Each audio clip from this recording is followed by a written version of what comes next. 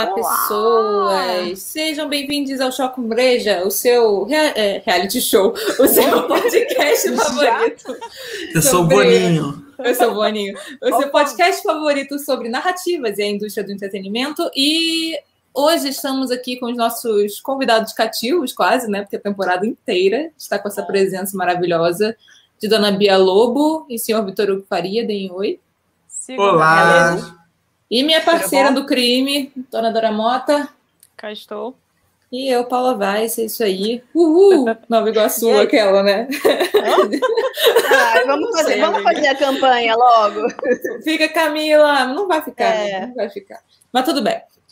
Bem, falando em reality show, por que eu falei isso? Porque a gente está na nossa temporada de reality show, baseada quase inteirinha na temporada. Eu tô trocando as bolas. Baseada quase inteirinha no livro Reality TV, The TV Phenomenon That Changed the World, aquela que pronunciou super bem, da autora Ruth A. Diller. E o capítulo que a gente está baseando esse episódio de hoje é o que acontece na Reality TV, que basicamente ela vai falar das narrativas, né, das estruturas que eles usam sempre, personagens, funções, é disso que falaremos hoje. Mas antes de entrar no papo, oi, Bosco Pedro, sempre bom vê-lo por aqui. Oi, Bosco Pedro. Mas não era isso, não. Nosso fã cativo. O que vocês estão bebendo hoje, minha gente?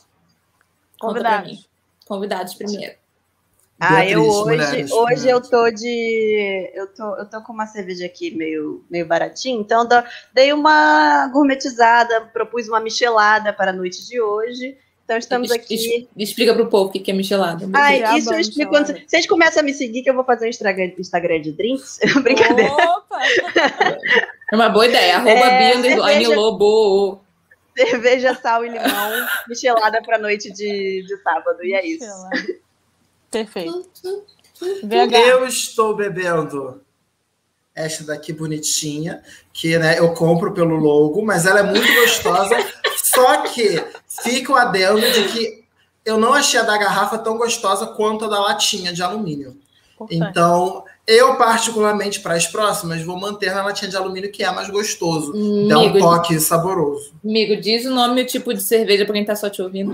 Claro, desculpa, gente. Eu tô tomando a Baden Cristal, ela é azulzinha, né? Se você tiver problema mexado, ela é Pilsen normal, igual a todas, mas é bem gostosa. Você, amiga? Eu tô tomando um chá de maquininha do Mate Leão. Vou mostrar. É de amora, mirtilo e baunilha. Eu não sei se ela é ótima, gente. Ela é incrível, é de maquininha, não sei. Achei que devia fazer isso. É cápsula igual de café, só que de chá? Só um segundo que eu vou mostrar. Só que você tem que tirar, ó. Estão vendo? Uhum. É uma cápsula, tá, gente? Capinha roxa, pra quem tá ouvindo. Escreve aí, velho. Maravilhoso. Ô, Isa, ela cabe em qual tipo de máquina? Essa em especial é da Nespresso. Então vou comprar. Pode ficar no Nespresso. Imagina você faz tipo chá. Isso, você faz igual o cafezinho. Enfia no buraco da Nespresso.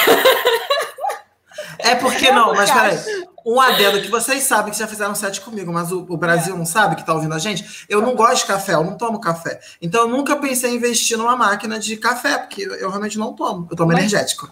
Aí, essa coisa do chá eu achei interessante, porque é um negocinho fácil, pá. Mas chá não te dá energia. Mas emagrece. Chá verde, amigo? Então tá isso? Então tá bom. Então, a ideia é o emagrecimento. Então tá, o chá verde... O chá verde eu também acho ideal. Chá verde ou cravo, essas coisas. É termogênico, né? Bem, e eu tô repetindo a dose de uma cerveja que eu bebi aqui já tem um tempinho, que é a Irish Red Ale da Antwerper. Tá aparecendo? Tá. Ai, que bonita a logo dela. Ela é linda. E a maioria das cervejas da Antwerper são gostosas também. E a cor dela mesmo também é maravilhosa. Parece mate. E a texturinha, ela é ótima. Gostinho. É amarga? Média, amiga. Red Ale geralmente tem um amargorzinho, mas eu não acho ela muito amarga, não. Acho ela bem suave, comparada a outras que eu tomei. Notas de amargor. Notas de amargor. Bem, para começar o nosso rolê, eu resolvi começar igualzinho que ela faz no capítulo, porque eu achei super interessante porque é um caso bem icônico.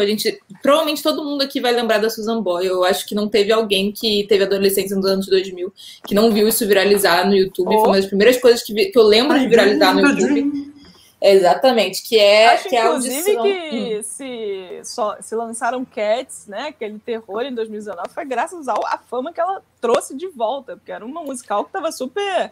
Mas a Dream é do Miseráveis. É do Miseráveis. Esse é Miseráveis. É Miseráveis. É Miseráveis. Não, é Miseráveis. A música da prostituta. Então foi esse, que eles também fizeram por causa dela. Cats. Foi. Miseráveis rolou nessa época. Não. Mas ela canta Cats, que ela canta aquela Memories. Ela canta essa. Essa é do Cats. Foi uma confusão. Bons vídeos. Mas, basicamente, o que rola e por que ela começa com esse lance? Para quem não lembra do qual é o lance, quem não estava vivo nessa época, não era adulto. Não estava na internet? Não estava na internet nessa época, sei lá, só estava numa caverna, não sei. O lance da Susan Boyle foi o seguinte: ela foi pro Britain's Got Talent em 2009. E ela é basicamente uma mulher naquela época ela já tinha 50 e tantos anos, gorda, grisalha, com umas sobrancelhas muito grandes, e ela não ou seja, ela é completamente o oposto do que o Britain's Got Talent ou qualquer dos programas do Simon tenta vender como produto vendável na indústria da música. Ou seja, ela não é nem um pouco o padrão do que parece ter sucesso lá, e ele sempre acopla o todo, né? Tipo, a pessoa que canta, mas é vendável visualmente. E aí, né, Suzinha não entrava nesse perfil, e além disso, quando fizeram as perguntas para ela estava muito autoconfiante. E ao mesmo tempo, quando ela falava o perfil dela, né, tipo, ela falar quem ela era e tal, ela disse que ela tinha a idade que tinha, que ela nunca tinha beijado ninguém, nunca tinha tido namorado e vivia com gatos. Assim, ela completou o pacote se apresentando. Então, a cara das pessoas era de total descrença de que ela fosse cantar bem, porque esse tipo de programa fez a gente associar uma coisa a outra. Assim, o que eu acho que ela deixa bem claro no livro, a Ruth, é que não é à toa que isso virou um viral e que isso é um fenômeno. Tipo, a questão do livro pela capa é muito típica desse tipo de programa. Quando as coisas se subvertem, geralmente é o tal do momento uau, que a gente vai falar na frente, tipo assim, uau, como dessa pessoa saiu essa voz, ou esse talento. Ou, até porque ela tinha essa coisa, como a Paula falou, ela chegou confiante, então ela não era uma pessoa, tipo, tímida e coisa, ela tinha uma questão de autoconfiança, de saber que ela muito cantava, grande. E que parecia arrogância do papel. O programa vende como um personagem que você vai rir, que não é tão bom assim. Personagem tipo, cômico. Olha como essa pessoa acha que ela é fodona, mas ela é... Meio, preparem-se para o desastre. Aliás, todos os planos são filmados numa vibe de vem desastre aí. Preparem-se para o desastre. E aí ela abre a boca e canta I Dream a Dream lindamente. Assim, uma canção que a letra em si já é devastadora, cantada por aquela mulher com aquela voz. Tem um significado, Tem um significado gigantesco, assim. Então, aconselho, quem nunca viu, vai lá buscar a Susan Boyle, 2009. E aí, não satisfeitos nesse momento uau, e essa coisa que se torna um viral por subverter a coisa, eles juntam ainda a narrativa do reality show. 10 anos depois, ela volta no programa, né, fazendo meio que uma espécie de comemoração dessa apresentação dela, completamente transformada, né, makeover completo, porque isso é necessário, né, eu não sabia. Sim, volta, e cantando justamente I Dream, I Dream. Vestidão, né, um bonitão. Como se fosse, assim, casos de sucesso, e aí corta para... Quando acabou o de 2009, ela não ganhou, né, ela perdeu para um grupo lá, foi parar no hospital psiquiátrico, porque não aguentou a pressão, não sei detalhes sobre isso, ainda não fui pesquisar, mas, assim, além disso, tem um problema muito grande financeiro, problema com a mídia que cercava e não... Ou seja, né, mais ou menos o que a gente falou bastante ontem, no último sábado, sobre as questões éticas envolvendo os realities. Mas muito doido como, mesmo com esse bastidor bizarro que a vida dela se tornou por conta do programa, e essa exploração narrativa do início, eles continuam uma exploração narrativa muito ligada ao que a gente falou também, eu acho que no episódio 2, sobre qual é a grande mensagem dos realities, né? É uma coisa da meritocracia, ou seja, no final das contas, ela tinha o talento, né? Que é o The Voice, que é outro produtinho do Simon, que assim pegou essa ideia do, olha só, você não está vendo, tudo bem que a maioria das pessoas que passam ali no palco são lindas, maravilhosas, já teve um casting antes, mas você não está vendo aquelas pessoas que estão ali, e aí de repente o jurado tratem pela voz, muitas vezes a voz é muito aquém de outras para qual eles não viram, mas tudo bem. Vira só pela voz e tá. Bem, e não pela performance, o oposto do X Factor, que também é do meritocracia, né? Do meritocracia. Então eles continuam vendendo esse lance, e ainda mais o lance da transformação. Olha como os realities transformam as pessoas. Olha como ela tá linda e bem-sucedida agora. Mesmo que a voz ela já tivesse para início de conversa o tempo todo. Bem, tudo bem, passei dessa fase, acabei o que eu tinha que dizer. É que eu fico nervosa com essas coisas. Mas tudo bem. Bem, passado esse lance, vamos para... Só para dizer que é sobre isso, as narrativas de reality, a gente vai falar detalhadamente sobre elas e sobre os personagens, etc. Mas é muito reforçando uma ideia que a gente já falou, acho que foi no episódio 2, que estava eu e você, né, Vitor, só... falando sobre a coisa da meritocracia, de quem são os cidadãos de bem. O makeover, né? Makeover, o que está sendo vendido ali de transformação pessoal, aquela coisa suas qualidades, exato. É isso aí. Bem. Blá, blá, blá. Vocês querem comentar alguma coisa, gente, antes de passar dos personagens, que eu dei uma... Você soltou um trauma, né? Ai, amiga, eu não lido bem com esse tipo de coisa. Mas só uma coisa curiosa, se eu não me engano, tenho quase certeza disso, eu posso pesquisar, mas foi 2, se não foi o disco mais vendido de 2009, foi da Susan Boyle. Então tem um bagulho muito louco disso, assim, e assim, 2009, pra quem não sabe, era tipo Lady Gaga já tinha saído, Katy Perry, Taylor Swift, assim, nomes muito grandes, foi o ano de estreia da Adele, são nomes grandes que a gente tem hoje, e mesmo assim, naquela época, o disco mais vendido foi o da Susan Boyle, ou um dos mais vendidos. Uma coisa assim, disco de Natal, não sei, uma coisa assim. Foi mais ou menos isso. Né? Um paralelo, não sei, não acompanho tanto assim o mundo da música para saber. Mas assim, a ideia, o que a Adele fez também tinha uma certa projeção, né? Perto do que. Tudo bem, a Susan Boyle era uma figura que ia mais para fora da curva do status quo mesmo, mas a Adele também fez muito isso, né? Na época dela. Tipo, ela teve. Comentando rapidamente, né, de diva pop, porque né, a Adele foi exatamente isso que você falou mesmo. Se você pegar o início da Adele, ela era escondida, ela era tipo uma voz da rádio. O visual dela não era apresentável, justamente nessa idade que a Paula falou, porque ela não era vendável. Então você escondia, você fazia clipes com modelos, enfim, com locações, coisas muito bonitas, porque a voz dela e a letra dela era maravilhosa. E aí, quando a Susan Boyle começa a aparecer, eles percebem que, opa, a gente tem uma mina de dinheiros na mão. Olha só, a gente tem a nossa Susan Boyle aqui, que é a Adele. Porra! Entendeu? A Adele, aquela porra, aquela linda, igual a Susan Boyle. Mas, né, corpo gordo, amiga. Claro. A gente tá em 2009. A gente tá em 2009. E assim, pequenos comentários, assim, acho que eu não tinha visto, eu acho, não me lembro pelo menos de ter visto ela voltando a cantar. Fui catar uma foto aqui, que nosso amigo Google tá sempre à disposição, né? E é bizarro o quanto só vou jogar o gatilho, mas quem quiser pegar, pegou, né? Mas eu não consigo. Essa coisa do cabelo, a primeira coisa que acontece quando as pessoas precisam ficar bonitas é o cabelo cacheado viralizado, né? Sempre. E aí bate né? Agora ela tá apresentável. Exato, antes ela tava só descabelada. Isso, não, vocês não viram direito. Aquilo ali não era o certo. Até agora que ela tá alinhada, né? A coisa do alinhamento. O lance da sobrancelha também, né? Porque assim, a pessoa até pode ter uma sobrancelha grande, é moda se você é um modelo. Diferente, né? Mas vamos, né? Depende de quem, né? Sempre. E o outro comentário, assim, mais curiosidade. Como eu não sou tão dentro do reality show, eu gosto sempre de trazer meu background de televisão, né? Mas me lembrou muito as atrizes do cinema mudo também, do cinema que também não tinha uma voz bonita, e a gente tem todo esse rolê do quando começa a esconder a pessoa, né? E quando começa a esconder a voz, e a televisão vai trazer tudo isso à tona de novo. Então, assim, a gente tá numa indústria que tá valorizando a beleza pela beleza. Cada vez mais a gente vê isso sendo posto em pauta e novas belezas surgindo, mas isso não escapa os reality shows, e talvez no reality show isso fique muito claro, porque você tem técnicas de edição e técnicas de direcionamento para dizer quem é bonito ou quem não é, quem pode ser visto ou quem não pode, e como isso vira um produto.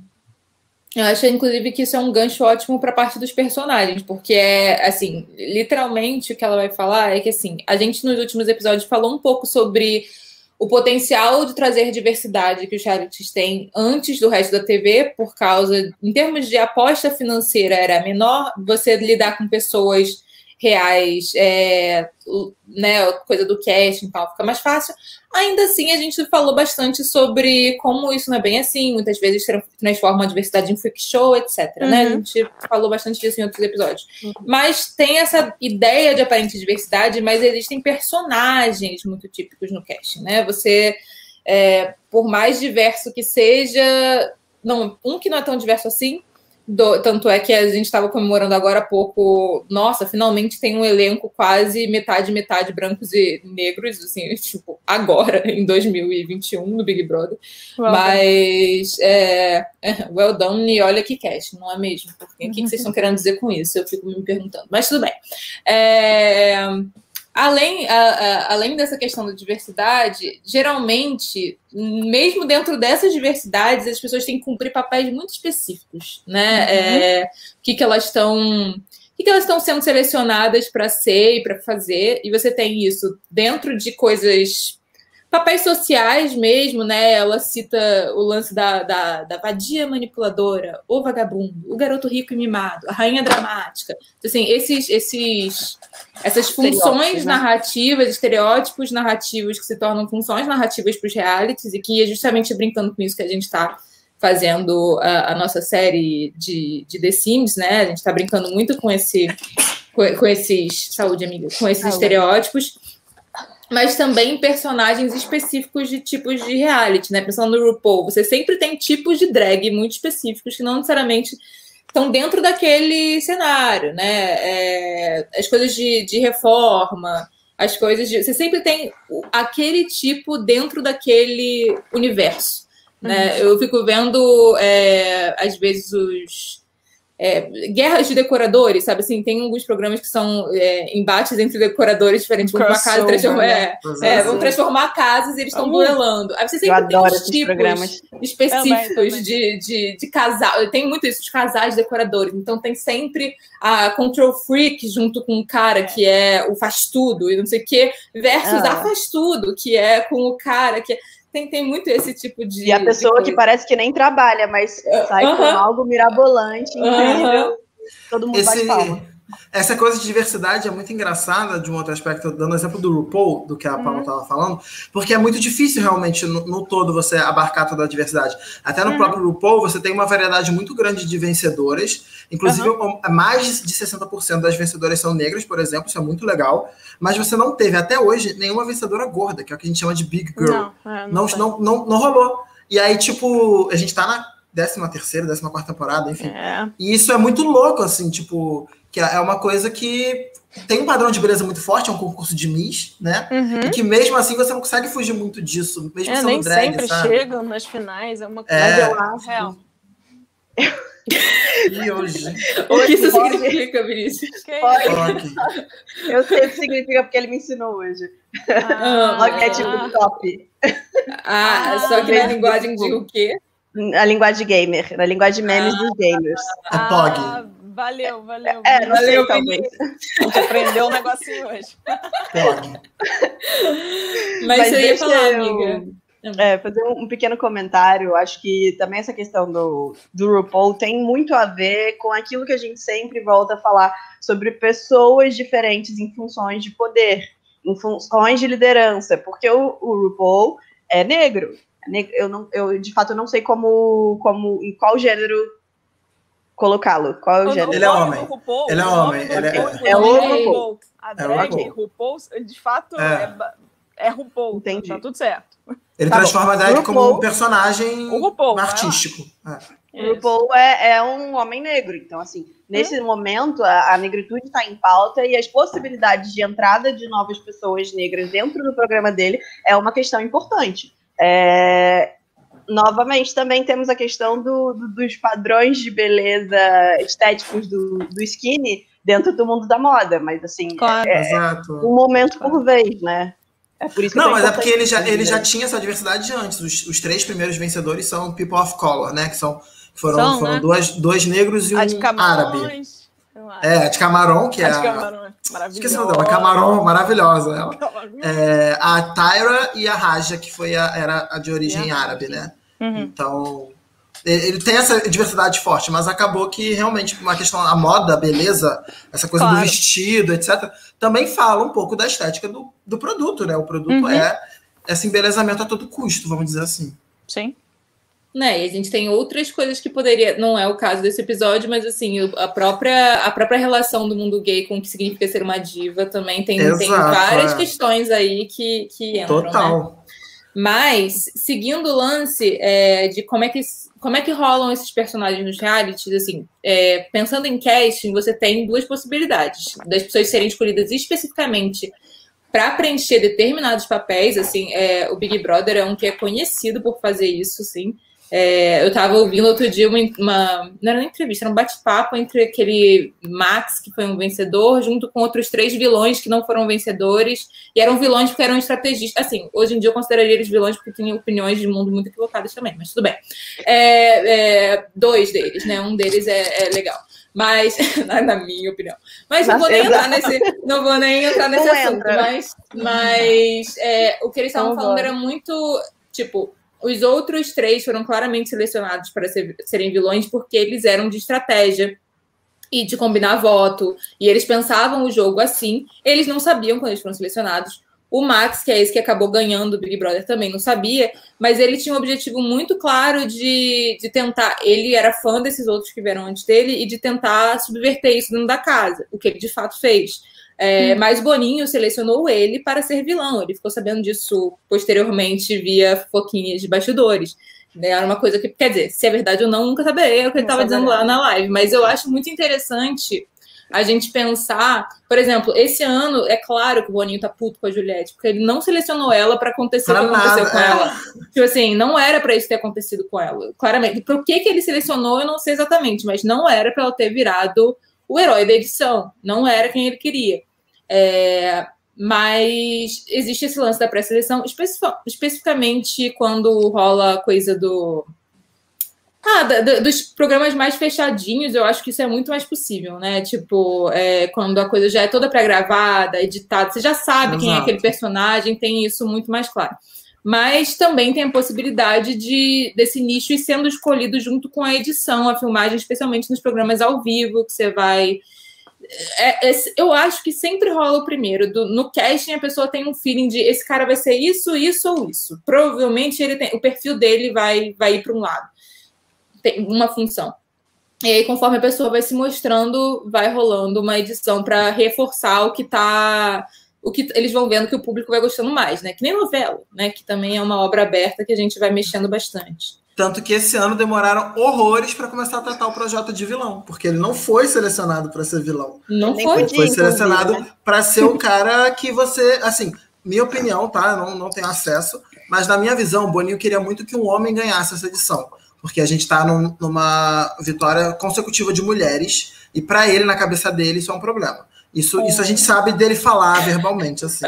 Não. Então, ele criou, se você pensar nos homens dessa edição, ele deu tudo que você podia imaginar para um dos homens chegar lá na final, entendeu? Você tinha o cara pra galera, vamos supor, o Fiuk, você tinha o bonitão que era forte e valente, que era tipo o Arthur, o bonitão mais quietinho, que era o Acrebiano, entendeu? Você tinha tudo que você podia imaginar.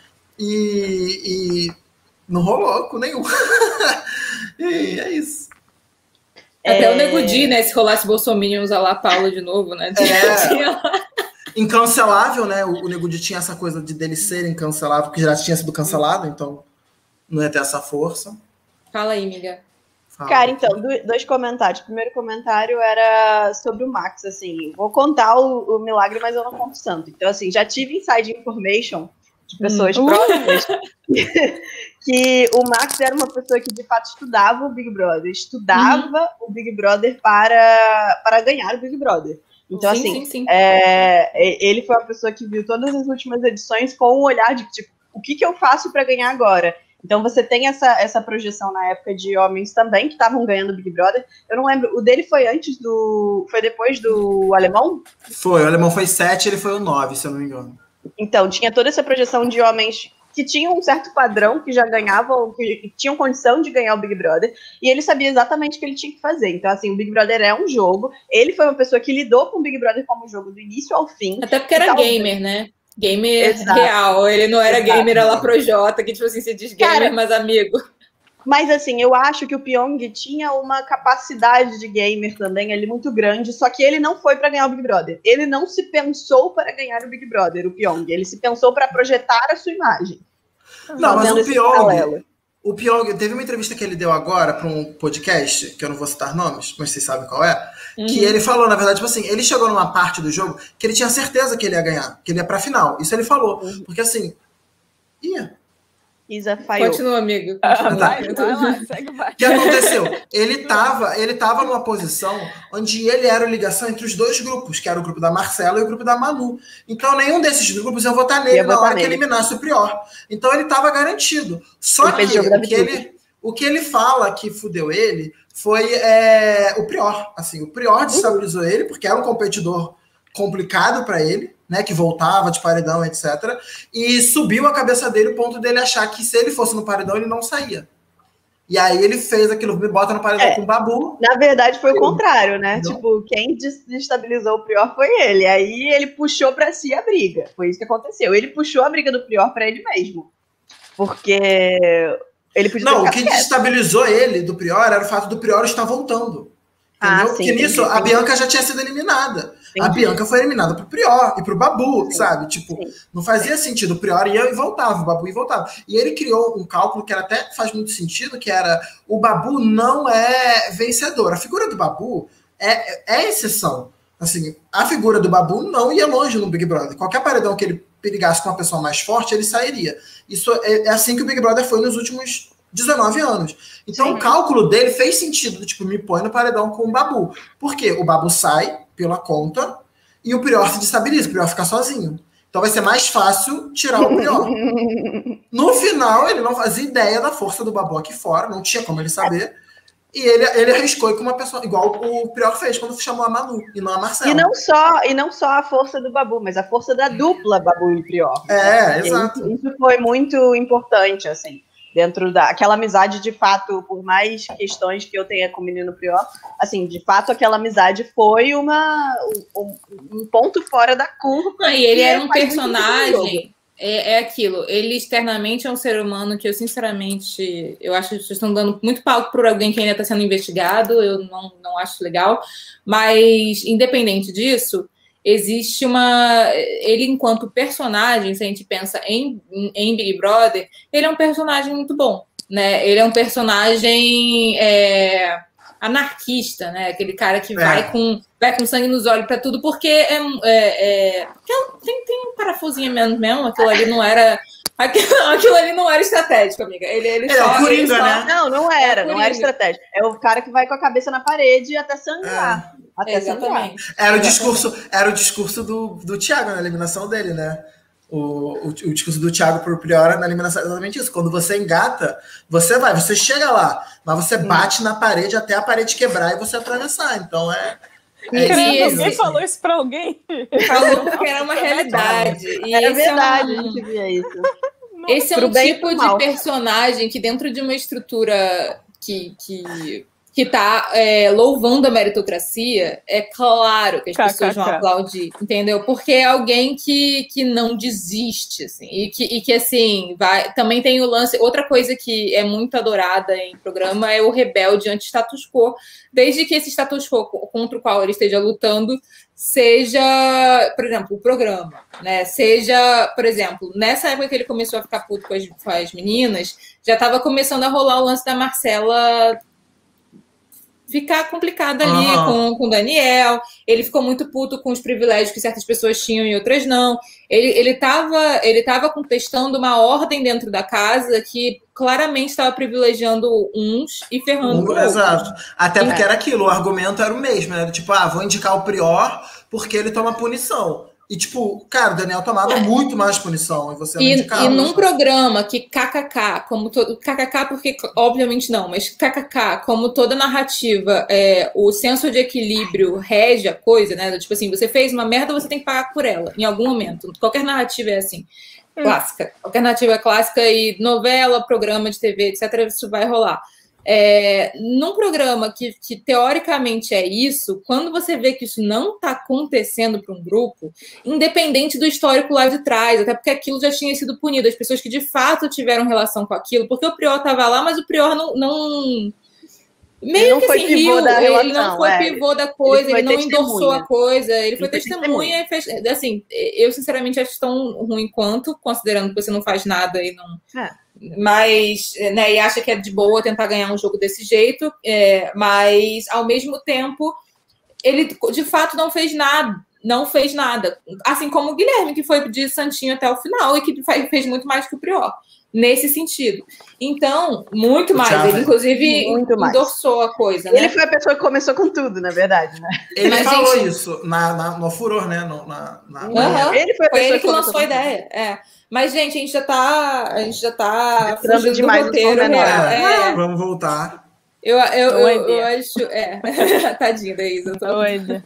Mas, bem. Segue aí. E aí, quais são as funções de personagem típica que a gente tem e que tem em qualquer narrativa, mas, né, que sempre vão ser buscadas? Os personagens heróis, né, que é aquela coisa bem jornada, herói, tudo contra ele. Então, assim, por isso que a pessoa que está sendo...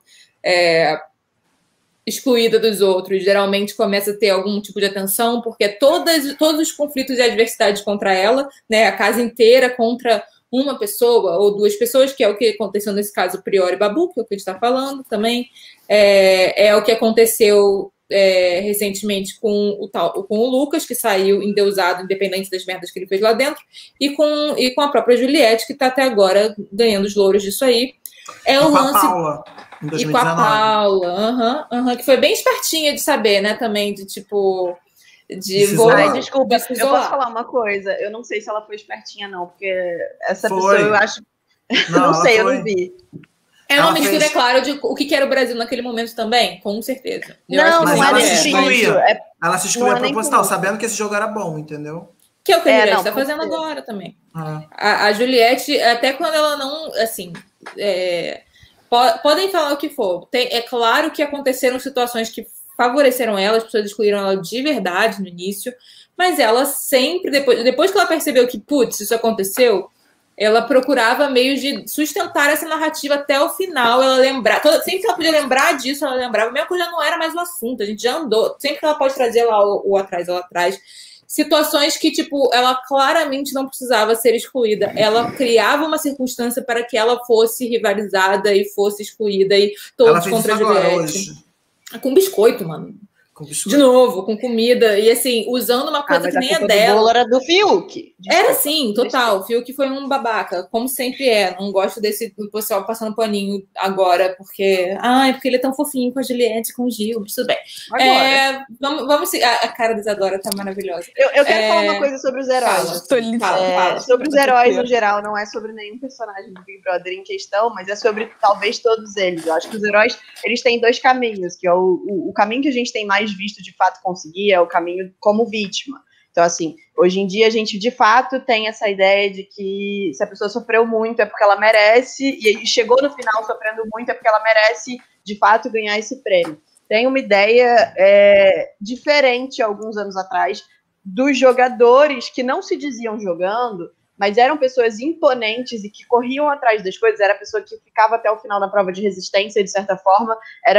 Existiam tipos de jogos que favoreciam o herói que ia muito mais pro embate do que o herói que perde todas as provas, do que o herói que só toma nas costas, que é excluído. Amiga, mas posso te falar uma coisa? Para mim, esses dois são eles se tornam um herói pelo mesmo fator, que não é pela... Porque, assim, a pessoa ser só excluída... Por exemplo, a Mary...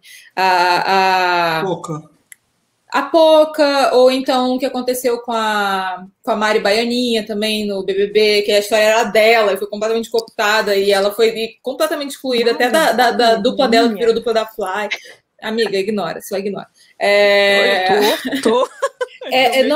Não é a exclusão que faz o herói, é como ele lida com essa exclusão. Assim como a prova de resistência. É uma questão de bate na pedra, mas eu tô aqui duro, entendeu? Eu enfrento, eu resisto, mas não só resisto, como enfrento. Vou pra frente, porque assim, me mantenho com a minha convicção que tá me fazendo ser excluído. Mesmo que seja eu ser racista como a Paula no BBB... Qual foi dela? 19, né? 19.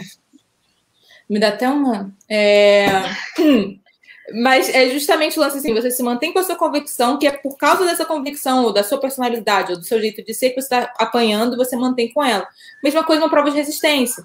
Mesma coisa você ser a pessoa que fica até o final, etc. Geralmente, os heróis no BBB têm esse perfil da convicção da missão. Resiliência com a missão, que é o lance da jornada do herói. E que é o lance de você sozinho. Mesmo que você tenha aliados eventuais, você tá sozinho. Não é uma jornada de alianças. Você não faz alianças verdadeiras.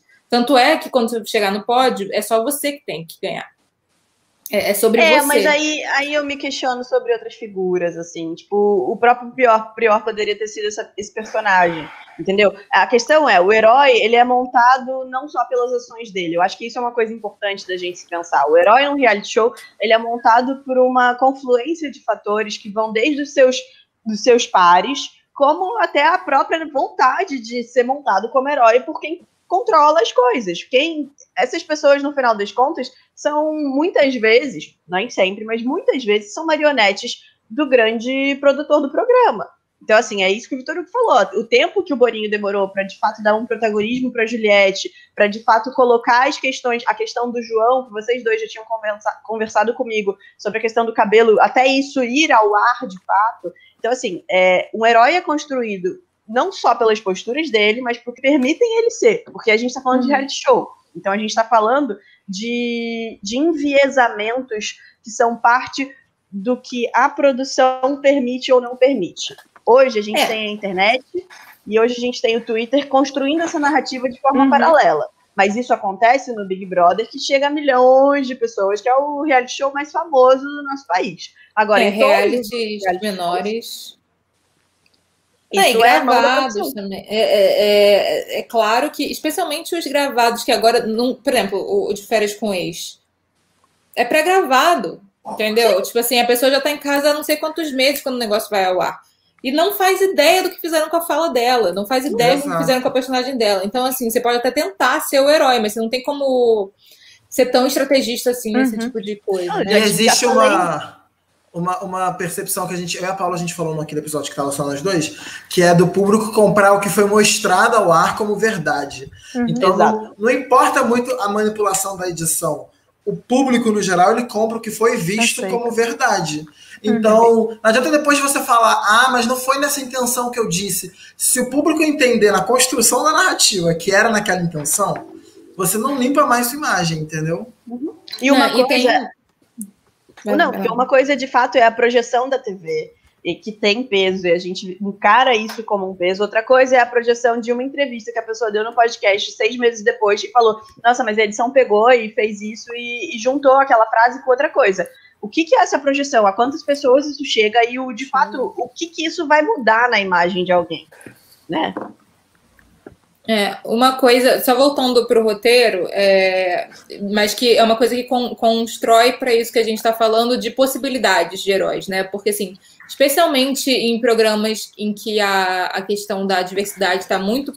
Para todo mundo parte do mesmo, e aí tanto a brincadeira da meritocracia, ninguém parte do mesmo, especialmente porque a gente já tem questões sociais que fazem aquelas pessoas não partirem do mesmo lugar, mas elas partem dentro da casa de uma diversidade comum, naquele caso do Big Brother, por exemplo, mas eu acho que em todo reality de competição ou de talento, essas coisas partem de certas adversidades que vão ser comuns a todos. Então, mesmo a pessoa que não vai ser herói, vai ter uma microjornada do herói própria lidando com aquelas adversidades. Claro. Então, tem muito também de qual é a jornadinha de herói que vai ser catapultada, né? Qual é que vai funcionar mais, né? Maximizada. Então, eu acho que isso joga muito para isso que a gente está falando. Mas isso é muito engraçado de jornada de herói, só para fazer um comentário de que esse fator de como o público percebe, como isso muda de geração para geração e não é uma coisa aqui sem controle, mas nesse ano é muito legal notar uma coisa engraçada, que a gente votou nas pessoas baseado na aparência delas e no que elas falavam de questionário para imunizar, né? E ao mesmo tempo que a gente imunizou o Arthur, vamos dizer assim, né, na primeira semana, que é o cara padrãozão, não sei o quê, a gente também deu imunidade para Lumena, que era mulher empoderada, lésbica, negra. Então, assim, é muito engraçado essa coisa da dualidade sobre isso, né? Como isso... Vamos supor assim, na primeira semana notamos os dois como heróis. O herói clássico, vamos dizer assim, que é o Arthur. O herói de quem, talvez, nessa situação? Exatamente. Meio que isso. Quais grupos que acabaram sendo aí quem teve maioria de grupo. Mas aí eu vou fazer uma intervenção muito importante, que é o Arthur...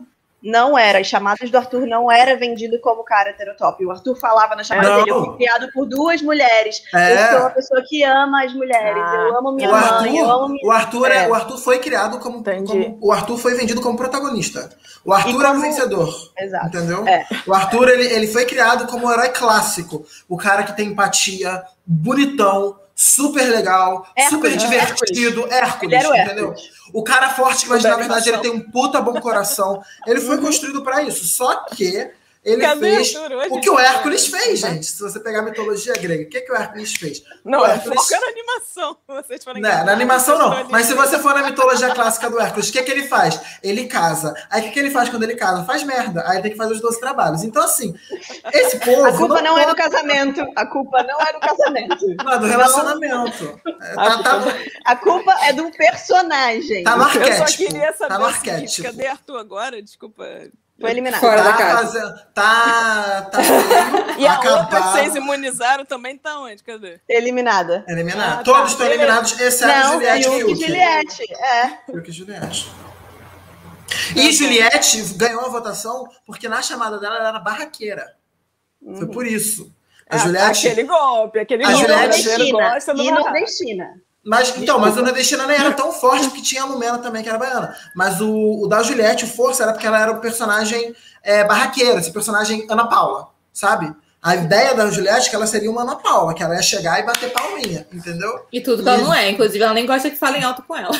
Tudo que não é. Você vê como é muito louco essa construção. O Gil foi construído apagado, gente. O Gil, ele foi o primeiro a entrar na casa, o Gil cresceu no programa, quando foi ao ar. Começou com ele e você descobriu que era o Gil. Que ele falava, oi, gente, não sei o quê, e tchac. E aí você falou, nossa, esse cara é divertido. Mas ele foi construído para ser nada. Planta. A cara da Isadora. Congelada. Tá ótimo. Tá, sigamos. Então, se temos heróis, temos vilões, que são heróis da própria narrativa, não é mesmo? Mas, basicamente, um vilão de reality show tem que quebrar alguma regra. Ou uma regra social, né? Nem sempre esse é o caso, já falei da Paula. Gente, é porque eu tenho um nervoso ainda maior que essa menina tem meu nome, entendeu? É um nervoso duplo, de tipo, mano, ela é um nojo ainda que não tem meu nome. É um péssimo exemplo. Eu sei disso porque eu passo isso com VH. Uhum. Ah, é verdade, você tem. O que você ia falar, amiga? Isa? Não, era comigo mesmo. Tipo, essa Paula é a do 19. Do 19. Essa Paula é do show. Pode seguir. É aquele nojo humano. Então, ou quebrou uma regra social a lá essa moça, e que por acaso não virou vilã, mas deveria, ou quebrou uma regra interna do programa que às vezes não é nem dita. Por exemplo, a galera que era estrategista lá no início era vista como grande vilã. Hoje em dia, não necessariamente, não é mais sobre isso. É sobre por que você está fazendo estratégia, né? Como é que você se virou contra aquele grupo. Não é mais jogo, sobre... Gente. Oi? Não é jogo. Amiga, mas assim, hoje em dia é visto como jogo. Quando começou, era quase uma observação de meio zoológico, assim, observação de seres humanos. Meio... É porque, assim, existia uma ideia de que o Bial não considerava, mas não tratava muito o Big Brother com a ideia de jogo. O Thiago Leifert mudou, de fato, essa chave. Ele o tempo todo ele frisa que é um jogo. A gente quer ver estratégia de jogo. Bom. É uma pessoa que considera isso dessa forma. O Bial, guarda isso aí, amiga, que a gente vai entrar na parte dos apresentadores e como eles mudam o discurso de um reality. Guarda isso aí. Mas deixa eu falar sobre vilões fora do Big Brother. Vai lá. Não, então, só pra gente não ficar só no Big Brother novamente, a gente trabalha com a ideia de vilão também porque o vilão é o contraponto do herói. Então, mesmo que você não tenha de fato um vilão, você precisa criar um vilão. Porque senão a narrativa ela vai ser só sobre um programa que passou na sua vida. Ela não fica com nuances suficientes para que isso seja engajante. Pelo menos é o que eu observo, inclusive, em reality de culinária, que foi uma coisa que a gente já conversou também em outras temporadas. Então, assim, a partir do momento que você quer criar um herói, e mesmo... desculpa. E mesmo quando... em outros episódios do podcast. Não, e mesmo quando você quer... Desculpa, vai. Desculpa, amigo. Pode falar. Basicamente, quando você quer criar um herói do zero, porque, por exemplo, a gente tem a temporada da Michelle no MasterChef, que é uma menina que é completamente apagada. Se ela fosse pro Big Brother, se a gente fosse fazer uma comparação Big Brother e MasterChef, a Michelle seria uma personagem planta, porque ela nunca teve momentos muito icônicos no backstage, em que ela narrava as coisas. Ela nunca foi uma personagem que fosse pro embate de fato, que é isso que a Paula falou sobre os heróis. Mas como é que você cria um herói a partir disso? Você tem o contraponto dele, que é a personagem forte, que se não for tão gostada pelo público, ela precisa se tornar vilã. Então, quando você tem uma final Débora e Michelle, e você tem uma Michelle apagada, você precisa fortalecer a imagem da Michelle, criando uma vilania maior para ela ficar como uma pessoa que de fato precise do seu apoio como público. Como é que foi construída a vilania da Débora? Tipo, foi na vibe da arrogância, assim? Exatamente. Na vibe da prepotência. Porque, assim, em reality de comida, você não tem muitos comentários ácidos sobre outros participantes, necessariamente. Então, você constrói uma personagem que, de fato, acha que é muito poderosa, porque ela é muito boa, e muitas vezes ela era mesmo, tanto é que ela chegou na final, considerando que o MasterChef, de fato, era um reality que premiava o sabor, que premia a comida, e não necessariamente os heróis ganham, os heróis do público ganham. Você precisa criar essa cara da personagem, uma personagem arrogante, uma personagem prepotente, alguém que de fato vai fazer um comentário ácido e que não necessariamente foi para aquela personagem, mas que vai entrar como se fosse um comentário para aquela outra personagem, que vai que vai deturpar a imagem do outro. E aí, no final das contas, você tem isso em temporadas seguintes também. Quando você tem o Hugo, que é uma figura super carismática, que é um cara super pra cima, não sei o quê, e a Maria Paula, que é uma moça que você também cria a imagem de arrogância. Engraçado como elas são mulheres brancas e a Maria Paula é Maria Antônia. Maria Antônia é loira. Então, assim, você também tem essa questão. Sempre tem a loira dentista, né? Que no caso do MasterChef não vai ser dentista, mas sempre tem a loira dentista ou a loira da odonto, né? Que é... A loira da odonto, exato. Mas isso é muito interessante de se pensar. Porque são imagens de femme fatale, por exemplo, quando a gente vai para a narrativa. Mas isso é muito legal, só fazendo comparação com o RuPaul's, porque um dos atributos da julgamento da drag é justamente ela ser arrogante, sim. Tipo, essa imagem de femme fatale, de diva, sabe? De que sabe que ela é foda, sabe assim, mesmo, E você tem que deitar pra ela. Né? Pra ela se botar moral, vai ser maravilhosa assim. Então se mostra, exatamente. Então, tipo, é muito, muito engraçado como é diferente. Os parâmetros mudam. De parâmetros. Cozinha é coisa de mãe, é afetivo, é carinho, cozinha é amor. Cozinha, então não você não pode. Não, então, mas cozinha. Isso é uma questão, Então, por exemplo, quando a gente, no final das contas, a Maria Antônia ganha, e mais à frente, quando... eu não lembro do nome do menino. Enfim, quando em outras temporadas um outro menino que de fato não era o favorito do público ganha também, o público fica, mas como assim? Isso é roubado. Porque, tipo, nossa, claro que não, nunca seria isso. Da Michelle foi diferente, porque quando a Michelle ganhou e a Débora sai da casa, tipo, a Débora é a pessoa que todo mundo no mezanino, todos os outros participantes torciam pra ela. Vai, Débora, vai, Débora. E aí, tipo, você chega e a Débora perde e o público não gosta da Débora, você fica assim, ó, bugado, do tipo, hã? Essa moça não era ruim? Não era chata? Não era meio arrogante, prepotente? Como é que ela tem tantos amigos? É isso, gente. Já fiz minha inserção de reality. Monólogo. É isso. Não, é bom que a gente já tá discutindo a discussão final ao longo do lance, assim, do quão fake é isso no final das contas, não é mesmo? Não, é fake, cara. Não é possível. A gente já entendeu o que é. Ela apontou alguns outros papéis também que sempre são T e que tem muito a ver com sempre são T, especialmente nesses realities que você tem em grupos, né? Porque eu acho que reality que você está acompanhando uma pessoa fazendo alguma coisa, não necessariamente. Eita, foi uma ambulância aqui, gente. Não sei se vocês estão ouvindo, mas. Ok. Tá. Faz parte. Bem, você sempre tem aquela coisa assim.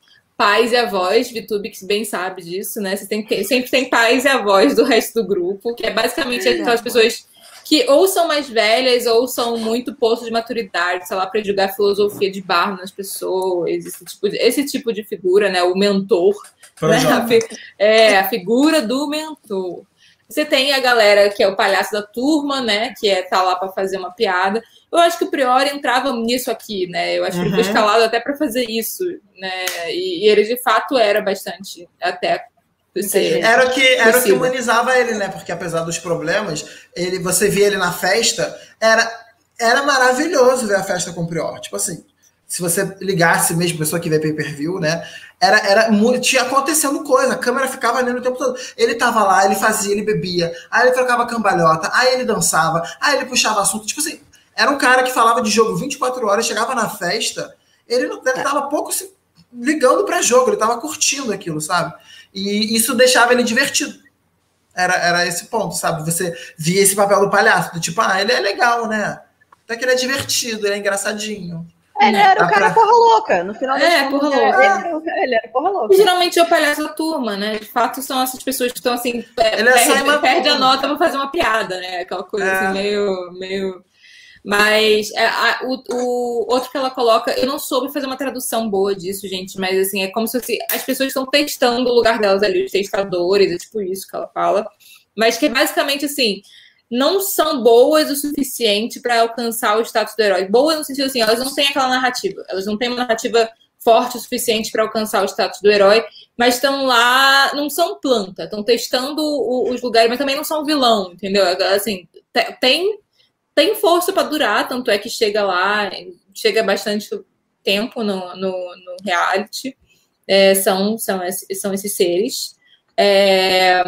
E você tem os competidores preenchedores de lugar, que são tipo, não necessariamente só as plantas, mas você tem que ter gente enchendo aquilo ali, especialmente se é um reality de competição, um reality com grupo, tem que ter gente, né? E aí tem uma personalidade que dá para fazer alguns VT, dá para fazer algumas coisas com aquilo ali, mas não é... Inclusive, eles podem, ser estereótipos parecidos com os que já foram considerados heróis, etc. Você pode ter, tipo, duplicidade de personagens que sejam parecidos. No final das contas, você dá uma vazão para o público escolher e para a pessoa se destacar de forma icônica. Exatamente. Dá um exemplo, eu não entendi. Tipo a Kerline e a Sarah. Que as duas eram confundidas no início do BBB. Kerline e a Sarah, tá. Exato. Ou então o Patrick, o Lucas e o Patrick, entendeu? Ano passado. Tá, entendi. Os homens arrogantes gostosões, tá, entendi. É o mesmo perfil. Então você tem personagens que estão dentro do mesmo escopo. E aí o público decide quem vale a pena ficar ou não. Total. E as atitudes pontuais também vão mudar. Desculpa as interrupções, viu, amiga? É porque eu às vezes acho que você já terminou de falar e vou pontuar alguma coisa e você não terminou de falar ainda, foi mal. Pra mim? Porque a gente fez isso algumas vezes agora. Desculpa. Bem, Não, desculpa eu, foi sem querer. Acontece. É ao vivo, acontece. É ao vivo. Quem sabe faz ao vivo, quem não sabe também.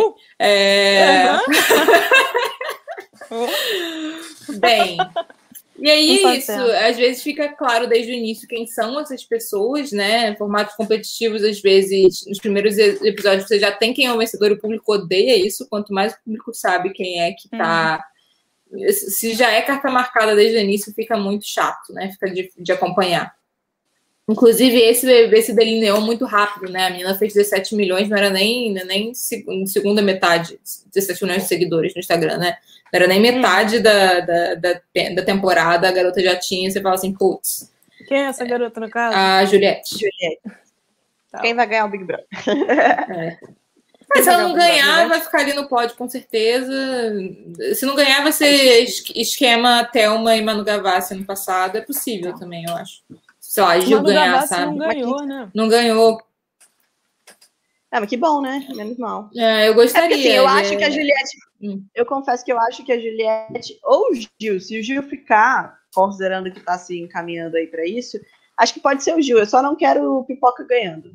Mentira, eu gosto da Camila, porque deixa pra lá, eu tô com Pipoca não, é camarote. Pipoca não, camarote. Gente famosa. Vamos entrar nos jurados mentores. É contigo, menina Isa. Eu tô lidando com pipoca ou camarão, é isso? Camarote. Caralho, como assim, cara? Ai, Jesus amado. É bom que se a pessoa não gosta de reality, sempre tem a Isa pra se identificar nessa temporada, não é mesmo? Muito bem. Uma coisa que, no caso, não tem no Big Brother, o que não é um problema, gente, tá tudo bem. Sigam vendo o Big Brother de vocês. São jurados e mentores. Quer dizer, tem vocês, né? Que assistem essa porra e acham que são jurados de alguma coisa. E são jurados de alguma coisa, são júri, juiz, executor e o caralho. O que eu já entendi. Mas, muito bem, vários modelos de reality têm o jurado ou o mentor. Né? E aí, eu, nesse caso, vou ter que me agarrar ao RuPaul Drag Race, que é o que eu assisto mesmo assim, porcamente, mas de fato assisto. E aí você vem com o mentor, ou vem com um juiz, um especialista, que é aquele caso que tem alguém ali que não necessariamente seja vocês aí que estão votando, sei lá, para eliminar alguém ou para encaminhar. Talvez eu até devesse ser no Big Brother agora, falando em voz alta, já acho melhor. Tem alguém sem encaminhar. Um mentor, alguém para dar um direcionamento, não sei, um especialista para conversar sobre as coisas, enfim, falta. Não é esse o formato. Mas, pronto, dependendo do reality, há quem tenha várias funções, ou as mesmas funções. E aí, Paulinha aqui no roteiro botou um bom, que é o Project Runway, que eu acho que a Rede Com, ela faz tudo. Ela diz, ela apresenta, ela faz parte do trio, sei lá, um pouco mais do júri. Também lembro dela falando que a roupa de alguém não estava muito bem feita e por aí vai. Ela apresenta ainda, né? É verdade. De fato, apresenta a parada, é a cara do rolê. Well done. Não sei, tá ganhando mais que os outros. Mas... E ainda tem aquele modelo bem queer eye, que o cara é mentor, né? Uma coisa de pegar na mão. E aí eu acho que tem uma coisa de vibe positiva dos realities com pessoa. Eu até acho que os realities de decoração, né? De makeover, a gente até esquece que isso é reality, porque eu acho que tem uma coisa de positividade, tem uma coisa da vida das pessoas que está sempre melhorando. Acho que o Queer Eye é um dos últimos, assim. Ainda acho que o Queer Eye, se comparado ao RuPaul, não tem nada a ver, mas meio que tem. Ainda tem uma vibe boa. O RuPaul, a gente fica tão sugado naquela vilania de não sei quem. É tanta gente tentando se matar. É tão positivo, a gente tentando se ajudar, é especial. O RuPaul tem uma coisa dele deixar muito claro, isso até por ele, por fora, entrevista, etc., que aquilo era entretenimento. Entretenimento, é muito bom, inclusive. Fica muito claro. É do tipo, quem você é, etc., os problemas que você tem, a gente tem que falar isso de uma maneira séria. Não de uma maneira de cancelamento, mas ali você foi vilão, sim, por entretenimento. Pelo bem do entretenimento. E é super assumido, é muito justo, na minha opinião. Todo mundo sabendo, acho que dá tudo certo. E funciona, né? Tanto que as drags, elas têm um carinho muito grande. E sim, mesmo quando elas são tratadas como vilões, assim, é uma projeção grande. Vezes foi devastadora, assim, quando vocês estavam falando de personagem, tirando que eu me lembre, tá? Minha memória não é boa, por mais que eu goste do programa, eu não tenho uma boa memória de lembrar de que ano, não sei o quê. Tirando Titi O'Hara, que eu acho que a carreira dela foi destruída depois do programa do RuPaul, mas a criatura pintava. Foi. A Fifi, né, que você tá falando, né? Fifi. Tem uma família O'Hara, não é? Ela não é uma Fifi, sei lá. Carreira da Acho que é a Fifi. Foi. Carreira da nega foi. Hoje em que dia foi vilãzona. Que foi vilãzona. Mas aí ela tinha os probleminhas dela. E aí, deixa eu voltar para os jurados. Estou fazendo igual vocês agora. Mas vai lá. Pensando nesse tipo de reality show, a gente tem isso, alguém para encaminhar, alguém para pegar na mão. Pensando no RuPaul, a gente tem... Segura um pouquinho a figura do RuPaul, né? Que é um mega troço, que é apresentador, ele faz a drag, ele é mentor, ele é jurado, é óbvio. Mas você tem essas figuras que vão lá, tem a Michelle Visage, que é jurada, mas ela vai lá segurar na mão. Tem aqueles dois, um deles que era Queer Eye antigo, lá de antigamente, exato. Quando eu era Presley. Carson da nossa época, do nosso Queer Eye. Você tá aqui um pouco mais agressivo naquela época. Vai lá, pegar na mão, falar que tá tudo certo, vai dirigir as drags de vez em quando. Enfim, é uma outra vibe. E eu sinto, pelo menos, que tem uma coisa de competição menos experimento social, né? Não sei. As pessoas te dizem que você tá fazendo coisas erradas, sabe? Eu te falo, sempre que tem o Snatch Game, alguém fala, sem certeza, você vai fazer a share, todo mundo, sabe? Alguém te avisa se ouve ou não. O problema é teu. O problema é teu, você não vai ouvir. Mas isso é valorizado, por exemplo, porque, tipo, para a narrativa desses programas, de fato, são realities que eu não acompanho, mas, assim, eu tenho muita essa ideia dos mentores dos jurados em The Voice, por exemplo. No The Voice, quando você vê o treinamento, são spots, assim, são micro momentos em que você, de fato, quando o técnico é interessante o suficiente, você até mostra ele. Então, você tem os momentos da Cláudia Leite, da Ludmilla, você tem momentos interessantes, porque isso é entretenimento no ao vivo e nas audições, mas a própria a cultura do ser técnico ali não é algo que é muito valorizado pelo programa. Entendi o que você quer dizer. Eu acho que talvez seja diferente a marcação. Até porque no RuPaul... de uma outra forma. Ou, para dar um exemplo, sei lá, tem um desafio de coreografia. Aí você tem lá o coreógrafo, né, que já é meio famoso ali no meio e tal.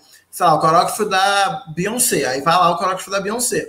E tem uma coisa muito do tipo, quando ele fala que você está fazendo errado, alguma coisa, etc., ele dá umas chamadas, umas coisas, e assim, a chance, teoricamente, é ou a pessoa treinou e melhorou, ou ela ignorou tudo que o cara falou e foi horrível, entendeu? Tipo, é valorizado, tipo, a opinião dele quanto... Ou você, a partir disso, tá errado. Ou você vai melhorar, ou você vai seguir e vai ser um desastre, entendeu? Nunca tem essa coisa do tipo... Nunca tem essa coisa, tipo, o jurado falou, mas ele tava errado. Eu tava certo no final das contas. Isso não tem. É isso. Geralmente, o RuPaul ainda tem essas situações. Não é... mal comparando, mas são pessoas que vêm, tipo, Lady Gaga foi lá um dia ser mentora. Lady Gaga falou pra me acalma. Até eu. Só sei uma música da Lady Gaga. E é aquela do filme. Então, assim, eu me acalmo. Ela que aquela do filme é ótima. Vai ser melhor pra mim. Ela falou que vai ser, sabe? Shallow now. É isso. É exatamente isso. Acho ótimo. Então, assim, tem essa figura de jurado e mentorado, aí tô agarrada aqui no pouco que é o que eu sei de fato, mas que faz algum efeito. Quando eles dizem, quando eles chamam, tem pertinência. E não necessariamente existe um momento eles vão entrar aqui agora para te falar alguma coisa, e claramente até a edição é feita para veja como a drag tem que estar ouvindo o cara agora. Mas quando elas não ouvem, quando a drag não ouve, também mostra como assim, amiga, tu vai se fuder. Né? E realmente você teve a chance. Assim, tipo isso, você teve a chance de melhorar. Não tem esse negócio do... É uma coisa de, talvez até de um olhar de quem tá lá para um futuro ídolo, né? Alguém para se espelhar, sabe? Aí que eu acho que vale isso do mentor mesmo. Que são pessoas que ou estão no mercado, ou são ídolos. Sim. Tem umas aleatórias, né? A Kelly Osbourne, de vez em quando, ia lá ser maquiada. Eu lembro dela participar de uns negócios desses. Uma aleatória. Foi jurada da X Factor por muito tempo, inclusive. Ou X Factor ou Britain Got Talent. Eu sempre confundo os dois, porque o layout é parecidíssimo. Aleatoríssimo. Mas tem uma coisa realmente de você se espelhar e você sentar e ouvir. Tem várias situações que a drag não ouve. Faz assim, né? Tipo, o que tem? Tem momentos icônicos de RuPaul, da drag olhando pro... O RuPaul falou, ela não concordou, você olhando na minha cara, por quê, né? Tipo, what? Tem uma coisa... um momento desse da questão do jurado, de como pauta a lógica do programa e do senso do nicho que o programa fala, e dando exemplo de RuPaul, para sair do Big Brother, mas já que a gente tá falando, eu não vou lembrar a temporada agora, mas teve uma vez que teve 2 drags novinhas, vamos dizer assim, elas tinham 19, 20 anos, e elas foram para o desafio final, que é você tem que dublar uma música, que é a sua chance de redenção drag, que é mostrar seu talento na dublagem. E a música que elas tinham que dançar era I Will Survive, sabe? Que era, e aí, tipo assim, os jurados ficavam tipo assim, vai ser um ótimo lip, mostrava isso eles falando e a legenda, né? Tipo, vai ser um ótimo lip sync, né? Porque tipo, é uma música clássica. E foi horrível. Tipo, porque mas era conexão às vezes, né? Era porque eram 2 drags novinhas, 19, 20 anos, tipo, era um jeito. Não quer dizer a mesma coisa. O que o RuPaul fez? O RuPaul eliminou as 2. Tipo, eliminou as 2, nenhuma foi salva. E foi o jeito dele dizer, basicamente, do tipo, você que é novinho, você tem que respeitar a história, entendeu? Então você tem que chegar aqui com alguma bagagem. Não adianta você ser ótima de maquiagem e saber tirar foto no Instagram, entendeu? Você tem que ir com bagagem. A gente sabe que... A gente sabe. O RuPaul, inclusive, é muito assumido uma série de coisas. E as drags estão aí para contar também, contam sempre. Cata aí no YouTube. É que 2/3 disso é absolutamente ensaiado, pensado. Ok, vamos dar um jeito, as crianças vão chegar ali, o povo vai dar uma moral em prol da moral do programa, né? Da cultura drag, da valorização da comunidade. Mas, pronto, respeito se tem, não tem... Não me lembro, poucas vezes. Só até porque o povo falou o que você quer. Essa época era dessa eliminação dupla, era uma época que essas drags novinhas, elas faziam muito sucesso no Instagram, porque era o que é chamado de... RuPaul, né? Graças ao RuPaul, e era a chamada de drag de Instagram, que basicamente, desculpa o que eu vou falar, mas assim, elas não tinham talento de drag, mas elas eram ótimas maquiadoras, entendeu? Então elas se maquiavam, ficavam mega femininas e achavam que isso era drag. E aí, basicamente, o ensinamento dele dentro do nicho era esse, tipo, não é. Só um adendo, papel de jurado para fazer isso. Vitor Hugo falou talento com aspas, tá? Só pra quem tá ouvindo. Gente, pra quem tá só me ouvindo. Falei com aspas. Por favor, se você é drag, faz seus makes no Instagram, manda pra gente. A gente ama makes e ama drag. Você tá linda, você tá maravilhosa no você caminho. Tá incrível. Mas vai lá. E outra coisa, que acho que a gente já entrou, né? Que tem um tipo de gente que é recrutado pra isso, né? Eu não vou lá ser jurada no RuPaul's Drag Race, apesar de eu achar que poderia. Não é o caso. Me sairia muito bem. Mas já é bem assim. E aí, vai lá, tem o que dos ex-participantes de reality show, né, que voltam de novo, enfim, se deram bem. Aí eu me lembro super de um dia ter visto Kelly Clarkson, que era uma garota que a última vez que eu vi, ela tinha o cabelo curtinho, cantando, que ficou largada na beira da rua, num programa desse. No lugar da Alicia Keys, eu acho, não foi? Uma coisa assim? Foi The Voice, será? Enfim, mas passaram muitos anos e eu fiquei perdida no limbo porque eu fico mesmo. Eu não reparei que Kelly Clarkson já tinha 20 anos de carreira. No lugar da Alicia Keys foi The Voice, sim, amiga. Foi The Voice? Foi. Pronto, tudo bem. Eu tomei um susto, mas vocês já entenderam que eu não sei nada dessa porra, né? Tem as pessoas que têm experiência, que vão ser convidadas, e essa, estou super aqui vendo no roteirinho da Paula, e Bia acho que pode complementar essa fala, né? As pessoas que têm experiência relevante num mercado específico. E a partir do momento que elas vão ser juradas no reality show, elas ganham um destaque, né? Que eu acho que é o caso do MasterChef. Eu, pelo menos, não conheci nenhum daqueles 3 jurados, e agora eu vejo Jacan sempre no meu YouTube, que ele aparece fazendo propaganda. E não só eles, assim, o MasterChef ainda tem a questão do, tipo, ter muitos convidados que vão ser jurados. Então, tipo, hoje, quem acompanha o MasterChef conhece o Alex Atala, por exemplo, conhece pior que eu não vou falar o nome dele, eu não vou lembrar porque eu sou ruim de nome, mas conhece o chefe da Cacau Show, que tá sempre, todo ano, tem uma prova da Cacau Show de chocolate. Então, assim, você tem uma cultura de gastronomia que foi muito criada por causa, inclusive, do MasterChef. De pessoas gente... do ramo que foram sendo, né, levadas, mais conhecidas, reconhecidas. Sim, né? E assim, eu tenho muita questão também, eu fico me perguntando se... Porque assim, os jurados do MasterChef, eles não são mentores, muitas vezes. Eles até indicam, mas de certa forma, eles não têm... Eles dão aula de vez em quando a prova é para ter aula, mas eles não são as pessoas que vão acompanhar cada um dos participantes na sua jornada de crescimento enquanto profissional, porque eles são amadores e vão ser profissionais, em tese. Ou então na sua jornada de crescimento enquanto, de fato, o MasterChef profissionais, de crescimento dentro do MasterChef profissionais, né? Então, assim, eu fico me perguntando o quanto os jurados do MasterChef hoje, eles são muito mais apresentadores complementares, porque eles, de fato, são figuras icônicas. Esse próximo MasterChef, a Paola Carosella, não é mais uma das juradas, que é dita jurada, né? Ela é tão chique, gosto dela. É, porque ela sabe que ela pode capitalizar sozinha, ela não precisa mais da Band. Ela tá lá, assinada com aquela produtora que a gente não vai falar o nome, mas sabe de quem é. Com aquela produtora de vídeos pra internet muito grande, da pessoa muito grande da internet. Paga mal. Ah, mas pra ela não paga, eu tenho certeza que pra ela não paga. É um dinheirinho ok, para com isso. Quer dizer, tá lá na casa dela, fazendo os vídeos dela com menos de 6 meses de canal e mais de 1 milhão de inscritos. É isso, ela não precisa agora da Band. E agora quem vai entrar, a nossa Helena Rizzo, que vai ser a próxima jurada, vamos ver como é que isso vai se comportar. Inclusive vai guiar nosso roteiro para a parte dos apresentadores. Né? É um arquétipo parecido, né? Você tem, tipo, o Fogaça, que é durão, você tem o Jacan, que é o mais intransigente, assim, mas que é muito talentoso, e você tem a Paola, que, na verdade, ela é a Minerva McGonagall, né? Tipo, ela tem regras, assim, sabe? Ela é ríspida, mas você tem que caminhar dentro de uma culinária correta, sabe? Pelo menos eu vejo a Minerva com ela. Faz sentido a Minerva, mas eu acho que eles se... Somente com a mãozinha assim na frente. Eles interagem, assim. O Fogaça nunca sai do estereótipo grandão. O Snape. Mas não veria por aí. Não veria por aí. O Jacan Slughorn. Mentira. Não sei quem é. Ai, que maravilhoso. Vamos fazer uma temporada de Harry Potter? Eu acho que vale. Vamos. A gente ia ter um episódio só pro cancelamento da JK, né? Porque eu não acho que dá pra fazer uma temporada sem isso. Vai ser polêmico. Vale. Eu gosto. Acho que vale. Tá bom, pode me convidar, tô me convidando. Vamos no Natal. Tipo, em dezembro. Não tem muito o que falar. Outubro a gente tem já tem uma terror. Tá bom. Tá. Foi mal. Terror é verdade.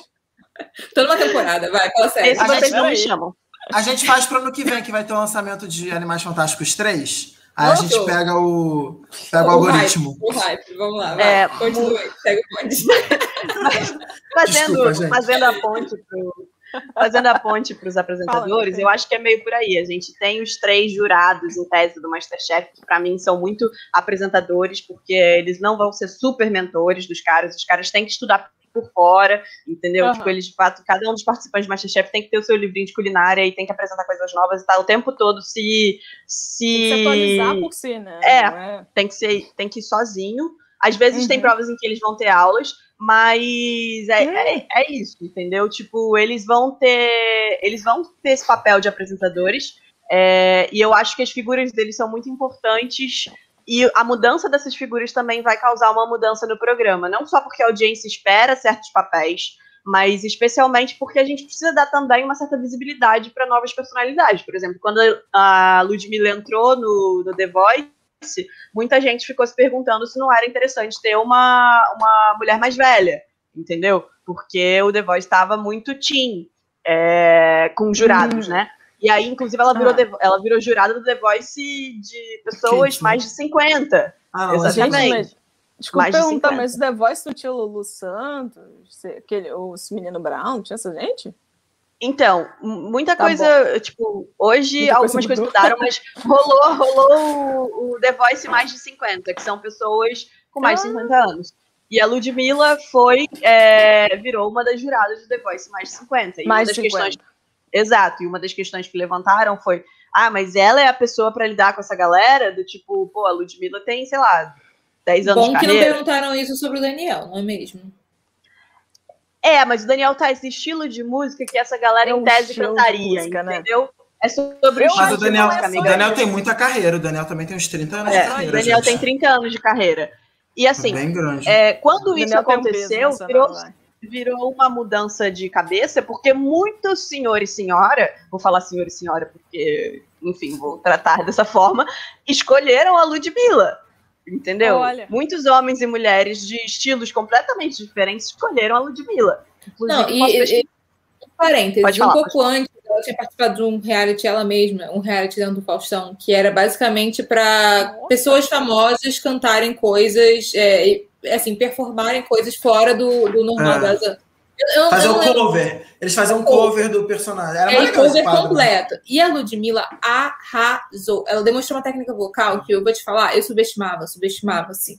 Muito subestimava. Até porque a maioria das músicas dela, ela não... Ludmilla canta, vamos combinar. Mano, ela canta, mas o grande lance... Ela canta funk. E aí... eu quero saber o nome de uma música. Só pra me dar contexto. Que a Ludmilla canta? Faz um... Não, olha pro lado que ele tá passando no bonde. Não encosta no meu namorado. Não sei, não. Você ficar de calçada. Porrada come. Então, assim, o que acontece é que a maioria das músicas dela, ela fica num limite vocal ali de alcance, etc. Pelo estilo, não? Pelo estilo, exatamente, pelo estilo. Que não demonstrava o quanto ela sabia vocalmente. E aí, esse programa, tipo assim, fez assim com a Ludmilla. Porque demonstrou que ela tinha uma capacidade de fazer qualquer coisa, literalmente. Aquela mulher é sensacional. E aí, eu acho que até porque foi no Faustão... Quem assiste Faustão, gente? Pois. Mas justamente, não é justamente quem escolheu ela para essa técnica. Eu acho que foi uma falta de percepção de quem é que viu ela. Quem é que viu ela e sabe a técnica que ela tem, sabe que ela pode ser uma puta cantora. Faz sentido. Então, assim, eu acho que é uma falta de... Tudo bem que a gente saiu muito do roteiro, né? Mas, assim, só fazendo uma conexão, porque eu achava isso importante. Mas estamos falando de mentores. Isso faz muito sentido, uma escolha estratégica, né? Do tipo, cara, a galera mais 50 viu ela no Faustão, sabe do potencial dela, então vale a pena botar ela. Tem esse tipo de estudo, né? Temos também a questão de mulher negra, né? Porque é a cadeira que falta da pessoa negra que estava e ela agradar a publicidade, né? Porque ela é nova. Sim. E ela é carismática. Ela é carismática. Ela agrada também no departamento comercial, diferente de botar Alcione ali, por exemplo. Sim. Mas seria incrível. Pô, eu escolho Desculpa. Mas no departamento comercial, entendeu? Com certeza. Tem uma publicidade que tá assim, percebeu que tá na moda muita coisa em termos de diversidade, mas o tal do etaísmo, eles não vencem por nada nesse mundo, né? É difícil. Nossa. Mas no final, só fazer o seguinte, ela saiu, Ludmilla, desse... Não, vai continuar. Né? Ela continua acabou a temporada. Essa temporada já passou. Entendi. Acho que ela volta pra próxima. Mas quem ganhou... Isso, quem ganhou foi o cara da Cláudia Leite. E eu vou fazer uma pequena correção. Na verdade, é para mais de 60 esse The Voice. É acima de 60 anos. É terceira idade mesmo, né? Minha mãe quase se inscreveu. Aquele parênteses. Fala! Quem? Tia Lúcia. Gente, só segue, porque a gente ainda vai ficar famoso e eu não sei se eu poderia falar isso num podcast para o Brasil. Brasil, Portugal e outros, sei lá. Eu apoio. Meteu louco aí, né? Mas ela não escolheria a Ludmilla. Meteu louco. Inclusive, para o próximo podcast, um outro podcast, mas tem um fenômeno maravilhoso de crianças portuguesas que têm sotaque brasileiro, porque elas veem o quê? O nosso YouTube. É maravilhoso isso, gente. Oh, my God! Gente, vamos seguir para apresentadores, porque assim, já tá entrando em 1h17, ainda falta muita coisa. Eu acho que a gente já foi, na verdade, a Bia já deu um início bem interessante lá em cima, quando ela começou a falar do Thiago Leifert, né? Que o apresentador vai variar do programa, lógico. E acho que uma coisa importante é que a gente não sabe, no final de contas, aquelas reações se estão valendo ou não estão, né? Enquanto eu estava lendo o roteirinho da Paula, pensando que tem uns apresentadores que são super participantes também, eu lembro de... Eu, quando assisto esses programas de música, eu nunca... De música. De jurado de música, entendeu? De calouro de música, como minha bisavó diria, de calouro. Eu geralmente já vejo, né? Eu já vejo no YouTube, quando já tá tudo pronto, já passou, tipo, há 10 anos aí que eu vejo. Eu lembro de uma vez ver uns caras que eram bem apresentadores apertando o tal do botão dourado lá num X Factor. Eu falei, quem deixou esses caras apertando essa porra, sabe? Não sei se isso se mantém desse jeito, mas eram os caras que ficavam lá atrás do backstage. Eu achei que era só a galera que ficava ali, os jurados de fato. E aí os caras podiam apertar o botão, que eu acho que é só uma vez. Admito que não sei as regras, só vejo essa parada de vez em quando no YouTube, apesar de achar muito boa. Ainda tinha, pra mim, isso é o que eu saiba da minha vivência, que é 0,1, é o ápice da interferência de um apresentador, da vivência de um apresentador no programa. Vai lá. Mas queria que a Bia desse uma palhinha aí do Thiago Leifert, em termos de apresentador em reality show, e como ele deu essa mudada de cara, assim, talvez, ou de aceitação, de forma de ver o Big Brother. Eu acho que é isso, assim. O Vitor até pode dar, talvez, o maior background do Big Brother, mas o Bial, ele tinha uma ideia de que existiam muitas morais envolvidas dentro do Big Brother Brasil. Então, assim, ele prezava que o vencedor tivesse uma certa moral, muitas vezes até intacta. E aí, quando você coloca a ideia de que o jogo é manipulação, você não pode, entendeu? Então, o jogador é manipulador, e aí o jogador não pode ser a pessoa que vai ganhar. Quem ganha é quem se esforça, quem ganha é quem joga limpo, porque jogar sujo é manipular. E aí, quando você troca, você muda. Inclusive, essa figura do Bial mesmo já foi vendo que, tipo, tô relevando o Big Brother, tô relevando o Big Brother. Eu sinto, até porque manipulação o próprio programa já faz, né? Tipo assim, é muito hipócrita. Em vários níveis. Essa palavra é difícil de ser usada. Não, eu vou usar com o que eu enxergo do apresentador. E eu sinto que qual foi a jornada do próprio Bial no Big Brother? Ele foi vendo que não podia ser levado tão a sério assim. Entendeu? Eu sinto isso. Nos primeiros anos, eu vi um Bial que, de fato, estava prezando por uma índole de certos personagens que tinha que ser seguida. E, ao longo do tempo, ele foi vendo que, tipo, quem bate palminha é uma pessoa interessantíssima para tanto subir a audiência como para ter VT. E aí você tem a ascensão dos VTzeiros, né, ao longo do Big Brother. Os VTs vão ficando importantes, os momentos de destaque vão ficando cada vez mais em voga. E quando você entra com o Thiago Leifert faz assim, ó, tudo que você sabia sobre Big Brother, esquece. Primeiro ano de apresentação do Thiago do Big Brother, aí ele fala, isso aqui é um jogo. Isso é um jogo, eu quero pessoas que joguem. Inclusive o cenário muda e você tem uma estética muito E ele é o cara que vem do esporte, né? É muito específica essa vinda dele, colocando que aquilo é um jogo. Tanto é que o tempo todo ele faz alusão a esporte, com o lance de VAR, com o lance de tipo... Faz umas metáforas, é muito zoado, que eu não entendo nada, porque eu não entendo nada de futebol, é ótimo. E ele apresentava um programa de games também. Antes dele entrar como apresentador do Big Brother, ele foi pro... Tinha um fundo bem youtuber, inclusive, aquele cenário bem de youtuber, cheio de Funko. 01. O Bial tinha uma coisa no Big Brother que o diretor do Big Brother, o Boninho, ele não gosta, que é essa coisa paternalista da gente dar o prêmio para quem merece, tipo, para quem precisa. Sabe? Ele não gosta disso. E faz sentido dentro da lógica do que ele quer com o programa. O que acontece? É muito fácil. Quando acontecia isso no Big Brother, quando eles sorteavam as pessoas para entrar na casa. Não sei se vocês pegaram essa fase, no Big Brother 3, Big Brother 4. E essas pessoas iam para a final. Por quê? Porque quem se inscrevia, que mandava carta para se inscrever, era a pessoa que pegava água do poço, que morava no interior da Araguaia, sabe? No interior muito longe. E de fato, R$500 mil ia fazer uma gigante diferença na vida dela. Então, essa pessoa entrava no Big Brother favorita para ganhar. Assim, o público já bota. Então, assim, é muito ruim quando na primeira semana do programa, na segunda semana, você já sabe quem vai ganhar o programa, que é a pessoa que mais precisa. Então, ele parou com isso e ele começava a selecionar. E mesmo selecionando esse tipo de pessoa, isso foi se repetindo. No Big Brother 6, a gente teve a Mara, que eu não me engano se ela foi inscrição ou não. No 12, a gente teve o Fael, que ganhou, que era esse fazendeiro, pobre, não sei o quê. E no 15, foi minha opinião, o pior de todos, foi o César, que ele, basicamente, ele tinha um personagem, esse personagem do cara que queria dar uma casa para a mãe, que morava numa casa de pau a pique, e ele era um personagem.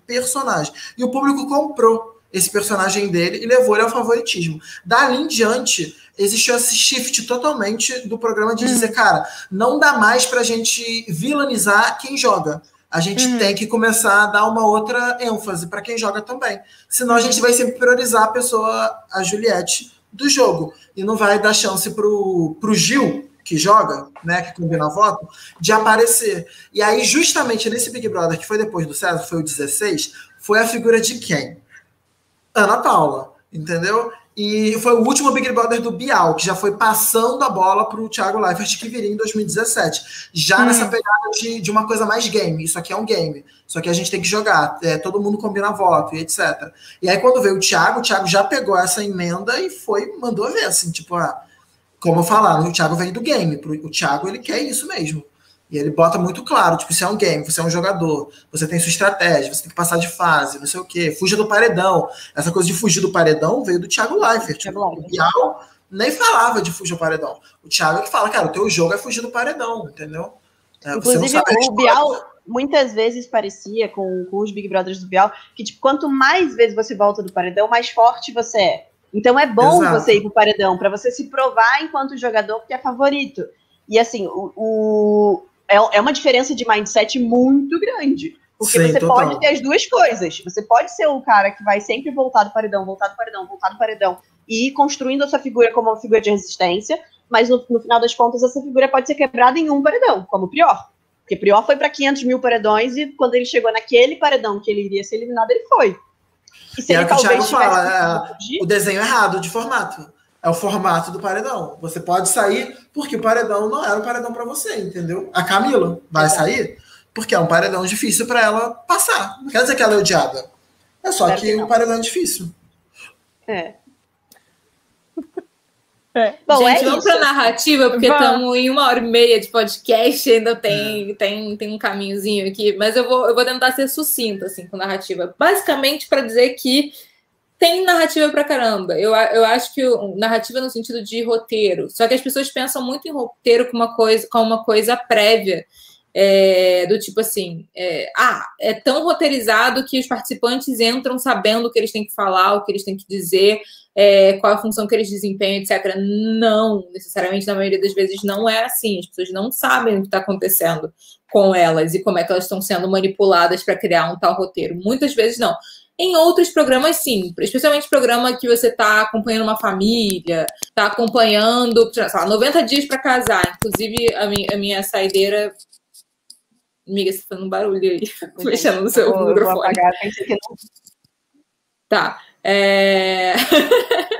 Foi mal, gente. 90 dias para casar, tipo, tem testemunho no que eu vou indicar na saideira, da menina falando assim, cara, a gente tem que refilmar, assim, aconteceu um evento que para eles foi mega importante, a gente tem que refazer, não importa o quanto esse evento seja doloroso para mim, por exemplo, que sou participante, que passei por aquilo na vida real, não quero refazer aquilo com a minha sogra, que me odeia, vou ter que refazer aquela cena para eles gravarem, porque aquilo é entretenimento. E eu assinei um contrato. Entendeu? Mas, assim, existe sempre o lance de tem um problema, esse problema tem que ser resolvido e ou vai ser resolvido para bem ou vai ser resolvido para mal. A estrutura de toda a narrativa. Tem séries em que isso é uma coisa bem episódica, especialmente série de makeover, né? Você tem, assim, o problema é aquele participante, ou é aquela casa, ou tem alguma coisa que precisa ser resolvida pelas pessoas que fazem o makeover, os especialistas, os mentores, etc. Isso vai ser transformado ou não. E aí, muitas vezes, quando não é transformado, isso dá até spin-off, né? Do tipo assim, essa pessoa que ou então que foi resolvida, mas você vai reencontrar essa pessoa anos depois e essa pessoa não voltou aos hábitos anteriores, e aí você vai e volta. Tem uma curiosidade do público ali, pelo menos foi o que ela me disse ali no textinho que eu li para fazer esse roteiro. Não sei, eu não sou... Eu não acompanho tanto, exatamente, é uma doutora. Eu não acompanho tanto assim, séries de reality de makeover para saber o quanto isso aconteceu, mas ela está dizendo, estou acreditando. Existe muito esse lance da jornada, né? Que a gente falou bastante na questão do herói.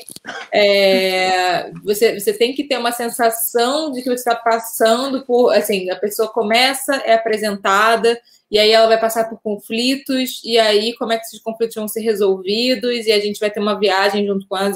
Em alguns realities chega a ser uma viagem real, oficial, que você está acompanhando a pessoa numa jornada física também. E todos os programas têm alguns parâmetros de estrutura, do tipo assim, sei lá, você tem, às vezes, você tem a abertura, que vai ser um recap do que veio antes, e aí você vai ter a apresentação de alguma coisa, e aí você tem um intervalo, e aí tem a publicidade que tem a ver com aquele programa, tudo é roteirizado para ter a ver com aquilo que está acontecendo ali. Algumas vezes esse roteiro é só do episódio, às vezes, por exemplo, se um programa... me referindo de novo a ele, o Big Brother, que é um programa que você diário na semana, é um roteiro da semana. Você tem, sei lá, segunda é o dia do como é que é o nome? Jogo da Discórdia. Aí, terça-feira, você monta o paredão. Aí, não, terça-feira é eliminação. Aí, quarta-feira é líder. Não lembro, gente, eu não sou ótima nisso, não, mas de lembrar as coisas. Mas assim, quarta eu sei que assim, você festa, tem... quinta prova do líder. É quase quando você tem série ficcional, que você tem o problema do dia. Então, tem o problema do dia, e o problema do dia é, sei lá, o jogo da discórdia, o paredão, o negócio do líder. Você vai ter alguma coisa ali que vai montar o que vai ser resolvido ali, e entre uma coisa e outra você tem os VTzinhos de entretenimento, porque esse é o formato do programa. E aí, umas coisas que quando você sai do programa, né? Quando você sai do formato... Eu tô comendo muito roteiro aqui, gente, desculpa. Uhum. A gente já ultrapassou 1h30 de programa.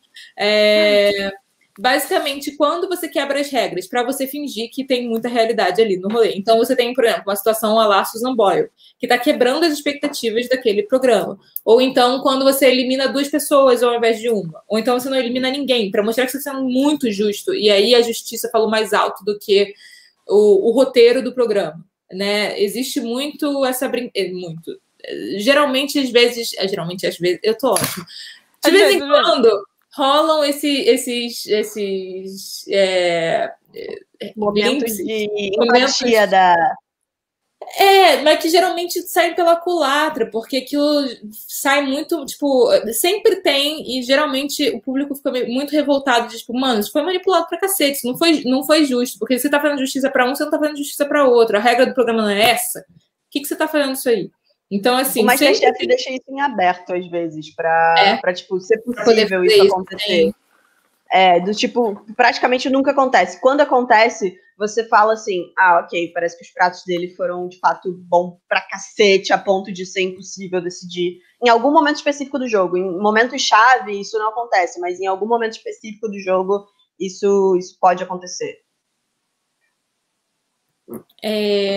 Bem, fora isso, outro recurso narrativo que tem também, tô só ticando coisas do roteiro, gente, pra gente poder fechar, porque estamos muito atrasados no tempo do podcast mesmo. Tem o lance do momento WoW, que é ou coisas à la Susan Boyle, ou coisas tipo que estão programadas para acontecer mesmo. Por exemplo, sempre vai ter um eliminado via votação no Big Brother. Então, esse é um momento ou até porque as pessoas estão esperando para saber qual é a reação dele com a porcentagem de eliminação e por que ele foi eliminado. Ou então, por exemplo, a revelação de uma pessoa como ela era antes do makeover e depois do makeover, é um momento uau. Coisa do Drag Race também, tipo, como é que ficou o vestido e como é que vai ser a apresentação, momento uau. Também tem, por exemplo, se a pessoa vai para o confessionário ou aqueles momentos confessionais de reality, fala sobre um trauma da vida dela, que justifica aquele momento, não sei o quê, momento uau. Então, assim, né? Pedro está falando que acha que, no caso do RuPaul, gosta quando chega no final do programa e nenhuma das duas é eliminada.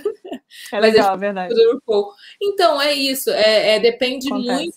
Depende muito do pacto que aquele programa fez com a audiência, no final das contas, porque não adianta você pagar de justiceiro se as pessoas já sacaram que o lance é meio... Segurar personagem. Segurar personagem, assim, especialmente se, assim, aquela pessoa, pelas regras do programa típicas, aquela pessoa seria eliminada, mas como ela é favorita do público, putz, não vai rolar. Eu acho que o RuPaul tem momentos em que ele se safa por, em alguns momentos, já ter eliminado duas, por coisas assim. Eu, particularmente, não acredito que não tenha, né? De vez em quando acontece isso que o Pedro falou, duas ficam. E a gente lida bem com isso, porque já tiveram duas que saíram, sabe? São coisas assim. Eu acho que se não fosse o caso, e aí talvez tenha se tirado duas uma vez para poder salvar duas numa outra, né? Aí também já é muita conjectura. A gente acaba aceitando melhor. E é aquilo, lip sync, pra gente, o visto da edição é uma coisa. Para eles que estão lá é outra. A gente sabe que de vez em quando tem 3 andadas no runway para eles verem, sei lá quantos lip syncs também. Inclusive, a final do RuPaul, eles gravam as 3 vitórias e eles decidem só, tipo assim, você for na internet, você tem a edição, né, que eles choram e tal, e no final, na internet, no YouTube, é que você vê a edição real, que eles juntam as 3, vendo o programa ao vivo, e elas descobrem na hora qual delas que ganhou. Indeed. Segue seu tique lá, Paulinho, pode ir, irmão. Não, eu acho que basicamente é isso de estrutura narrativa. Falei os pontos importantes. A gente tinha uma discussão final sobre é tudo fake ou não, mas eu acho que a gente foi pontuando sobre existe realidade, mas existe muita manipulação, e mesmo quando a coisa, sei lá, até aqueles realities que são mosquinha na parede, né? Como eu disse, muitas vezes você está refazendo coisas que já rolaram da forma real, e está revivendo aquilo para ser gravado de tal forma, né? Nem tudo que parece é muito mais um reality. A gente ia falar sobre por que as pessoas decidem participar, especialmente para ter a visão do menino Vitor Hugo, que é alguém que quer participar de reality. Mas eu acho que a gente já estourou. Quer guardar, amiga? Vamos ver se a gente fala em outro episódio que seja menos cheio. Eu acho que é um papo que vale a pena ter, mas a gente já está com quase 1h40 de episódios. Sorry, people. Fica para a próxima. Logo acompanhe essa temporada, que ainda temos mais episódios pela frente. Faltam 2 oficiais, talvez role mais um bônus aí pra gente analisar essas coisas. Opa, quem sabe? Bem, é isso aí, meu povo. Vamos pra saideira? Yeah! Ih, eu esqueci.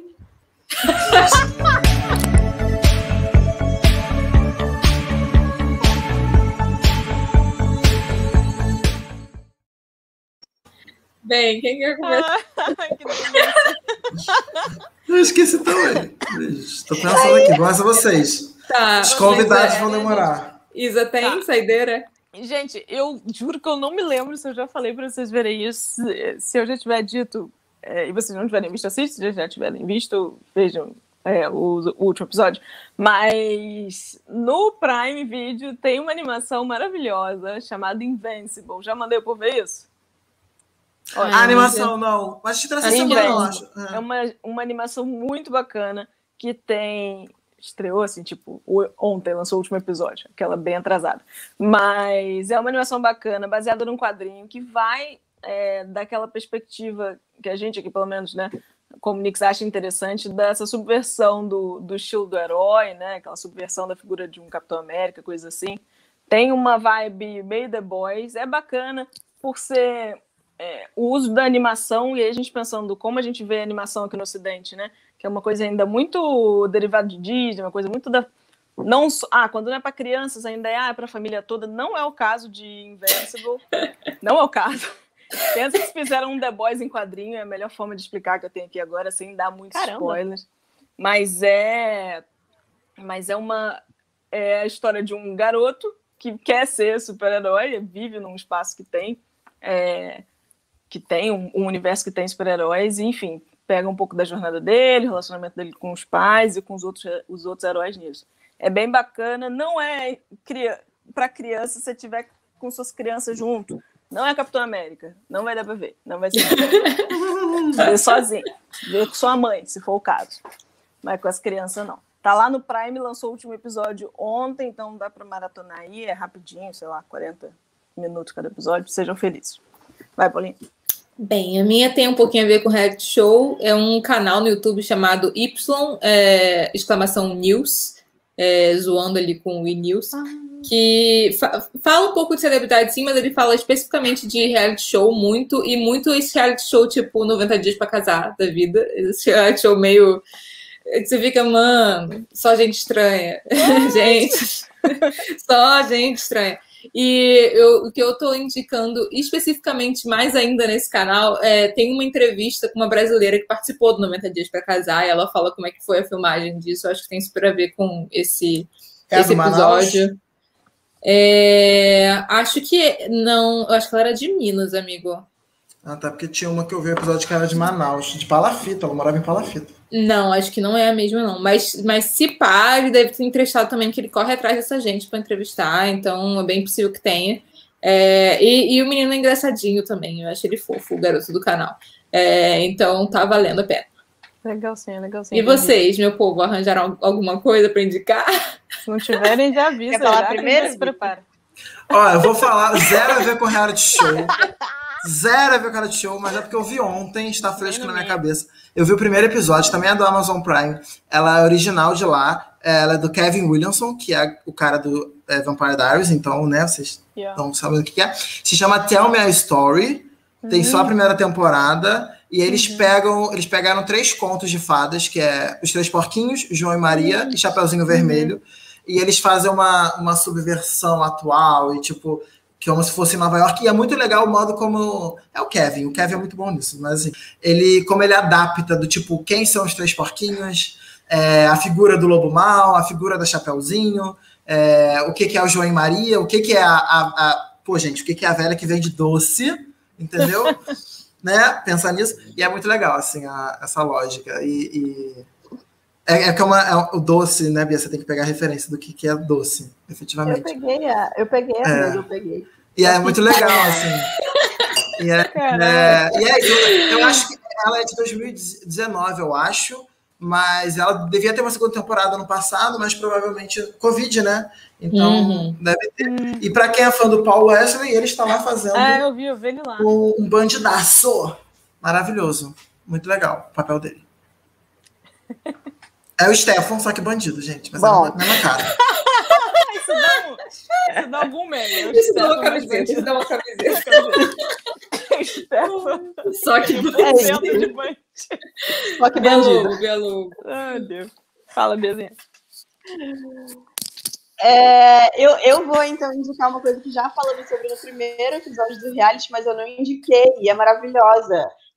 Amor no Espectro, que é segundo vocês, segundo eu agora também concordo, é um reality show da Netflix sobre pessoas autistas. É muito bom, gente, é muito bom. Fala sobre como algumas pessoas autistas têm a sua dificuldade ou facilidade de ter relacionamentos na vida, e essa produção acompanha a vida de determinados personagens, pessoas, que vão ter possíveis casos do tipo, vão marcar algum encontro e, de fato, vão acompanhar esses encontros e vão ver como é que eles estão se sentindo ao longo. É muito bom, é muito bom. É leve, é engraçado, às vezes é triste. É realmente muito bom. Vale a pena assistir. Amor no Espectro, Netflix. É leve, engraçado, às vezes é triste, tipo, qualquer série. Ai, amiga. Não, mas me pareceu bom, sim. Desculpa, me pareceu bom, sim. Nunca podia deixar de pontuar. Amei. É isso, meu povo. Então, dicas dadas, ficamos por aqui. Alguma mensagem final? Alguém quer dizer alguma coisa? Não? Sim? Não?